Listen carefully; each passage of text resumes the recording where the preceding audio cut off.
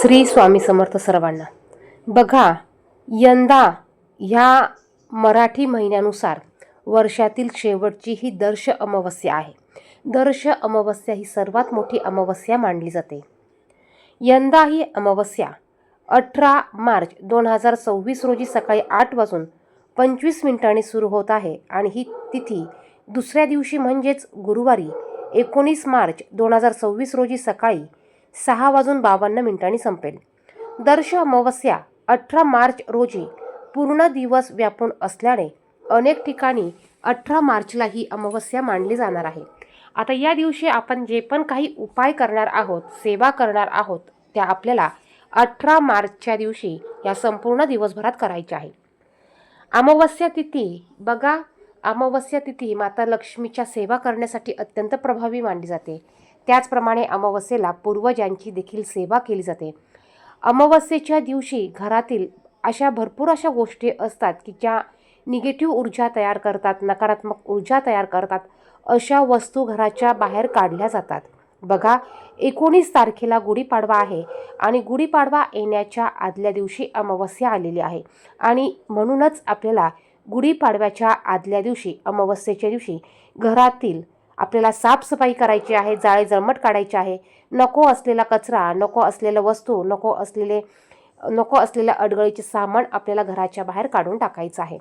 अमावस्येच्या दिवशी खास करून ह्या गोष्टी बाहेर काढण्याला अतिशय महत्त्व आहे. अमावस्या ही तिथी अशी आहे की या दिवशी घरातील अलक्ष्मी बाहेर काढण्यासाठी, त्याचप्रमाणे नकारात्मक ऊर्जा बाहेर काढण्यासाठी, वाईट गोष्टी बाहेर काढण्यासाठी अतिशय महत्त्वाची तिथी मानली जाते. जर का आपल्या घरात अडगळीचे सामान असेल, तुटलेले भांडे असतील, तुटलेल्या वस्तू असतील, काचेच्या वस्तू असतील किंवा न लागणाऱ्या वस्तू असतील, अशा सर्व वस्तू आपल्याला बाहेर काढायच्या आहेत. त्याचप्रमाणे घरात साठलेले अडगळ, जाळे जळमट आपल्याला काढून टाकायचे आहे. बेडशिटा आपल्याला बदलायच्या आहेत, पायपुसण्या आपल्याला बदलायच्या आहेत. अशा ज्या काही गोष्टी आहेत त्या सर्व गोष्टी या दिवशी आपल्याला काढून या दुसऱ्या धुतलेल्या टाकायच्या आहेत. त्याचप्रमाणे या दिवशी माता लक्ष्मीला प्रसन्न करून घेण्यासाठी माता लक्ष्मीच्या देखील सेवा केल्या जातात. अत्यंत प्रभावी असा हा अमावस्येचा दिवस मानला जातो. या दिवशी आवर्जून माता लक्ष्मीच्या सेवा कराव्यात. त्याचप्रमाणे या दिवशी पूर्वजांच्या नावाने हिरण्य दान देखील केले जाते. त्याचप्रमाणे या दिवशी सकाळी उठल्यावर आवर्जून मुख्य दरवाजा स्वच्छ करा, हळदीचं लेपन करा उंबरठ्यावर. महिलांनी या गोष्टी आवर्जून करायच्या आहे. घराच्या बाहेर आपल्याला हळदीचा सडा घालायचा आहे. शक्य झाल्यास आंब्याच्या पानांचं तोरण तुम्ही लावू शकतात. त्यानंतर सूर्य भगवान देवांना आपल्याला अर्घ्य अर्पण करायचं आहे. त्यानंतर बघा, आपल्याला शक्य झाल्यास आपण एका वाटीत थोडीशी हळद आणि कुंकू ओलं करून घ्यायचं.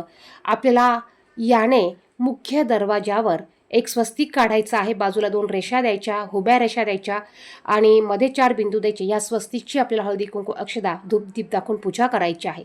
याच पद्धतीने एक स्वस्तिक आपल्याला आपल्या कपाटामध्ये जिथे तिजोरी असेल त्याच्यामध्ये काढायचं आहे. तिसरं स्वस्तिक आपल्याला देवघराच्या मागच्या भिंतीवर काढायचं आहे. चौथं स्वस्तिक आपल्याला आपला किचन ओटा जिथे आहे त्या किचन ओट्याच्या पाठीमागच्या भिंतीवर काढायचं आहे. त्याचप्रमाणे तुम्हाला गॅसवर आपली जी शेगडी आहे ती स्वच्छ पुसून त्यावर देखील एक स्वस्तिक काढून त्याची देखील पूजा करायची आहे. यामुळे माता लक्ष्मी आपल्या घरात अखंड राहते. आपल्या घरातील आर्थिक अडचणी ह्या दूर होत असतात. त्याचप्रमाणे बघा, या दिवशी आपल्या घरातील वाईट बाधा कमी करण्यासाठी, कोणतीही वाईट बाधा घरात येऊ नये, नकारात्मक ऊर्जा घरात येऊ नये, यासाठी आपण घराच्या बाहेर अजूनही कोळ जर का बांधलेला नसेल तर आवर्जून कोळ बांधायचा आहे. एक कोळ आणायचा आहे, तो स्वच्छ धुवून घ्यायचा. त्या कोळवर आपल्याला कुंकू ओलं करून एक स्वस्तिक काढायचं, ओम काढायचा, एका बाजूला त्रिशूळ काढायचं आणि एका साईडला 5 कुंकवाची बोटं उमटवायची. त्याचप्रमाणे एका बाजूला आपल्याला काळ्या काजळाने किंवा काळ्या कलरने एक उभी रेषा ओढायची आहे आणि हा कोळ आपल्या देवघरासमोर ठेवून ह्या कोळाला हळदी कुंकू धूप दीप दाखवून पूजा करायची आहे. 1 माळ श्री स्वामी समर्थ या मंत्राचा जप करायचा आहे आणि हे कोळ एका लाल कपड्यात बांधून आपल्याला घराच्या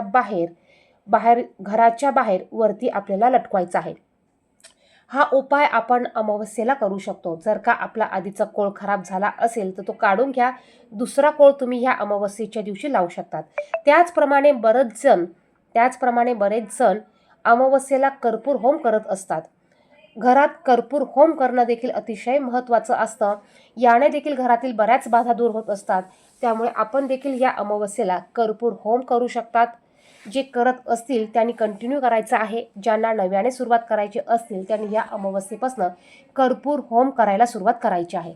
त्याचप्रमाणे या दिवशी घरातील फरची आपल्याला स्वच्छ पुसायची आहे.